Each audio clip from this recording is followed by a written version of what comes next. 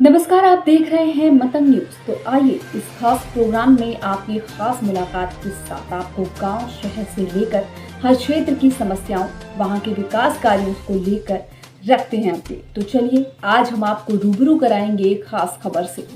उत्तर प्रदेश के आजमगढ़ जिले में पहुंचे गुरु गोरक्षनाथ आयुष विश्वविद्यालय के कुलपति प्रोफेसर AK सिंह ने कहा कि आयुर्वेद एक जीवन पद्धति है जिसको स्वस्थ रहने के लिए सभी को अपनाना होगा और बेहतर बनाने के लिए आयुर्वेद चिकित्सा से जुड़े शिक्षकों को गुणवत्ता पर ध्यान भी देना होगा। छात्र और शिक्षक के बेहतर समन्वय से ही आयुर्वेदिक के माध्यम से समाज को स्वस्थ बनाया जा सकता है। श्री सिंह आज आजमगढ़ जिले के इटोरा चंदेश्वर स्थित सर्ववेद आयुर्वेदिक मेडिकल कॉलेज आजमगढ़ के उद्घाटन के पश्चात परिसर में उपस्थित छात्रों को संबोधित कर रहे थे। इस समारोह को बतौर विशिष्ट अतिथि महाराजा सुहेलदेव राज्य विश्वविद्यालय के कुलपति प्रोफेसर प्रदीप कुमार शर्मा और भाजपा के वरिष्ठ नेता, पूर्व राज्यसभा सदस्य और पूर्व मंत्री उत्तर प्रदेश सरकार डॉक्टर अशोक वाजपेयी ने भी संबोधित किया।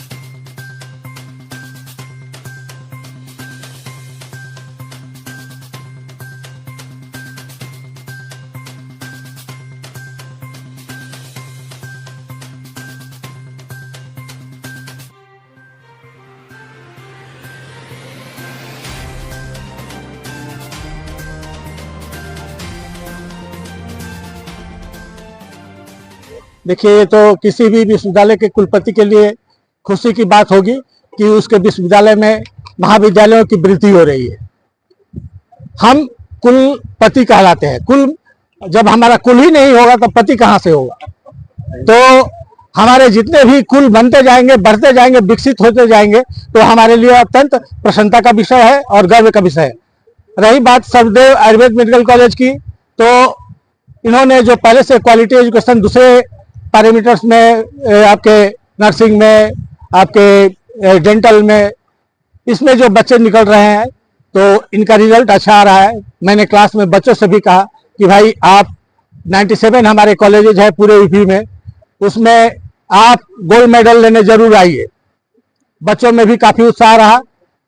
जरूरी बात है कि हमें आयुर्वेद को आगे बढ़ाने के लिए सतत प्रयास करना होगा और केवल हम लोग को नहीं, आप लोग जो सुन रहे हैं, आप लोगों को भी आयुर्वेद को अपने जीवन में अपनाना होना चाहिए। इससे आप स्वस्थ रहेंगे, बीमार जल्दी नहीं पड़ेंगे।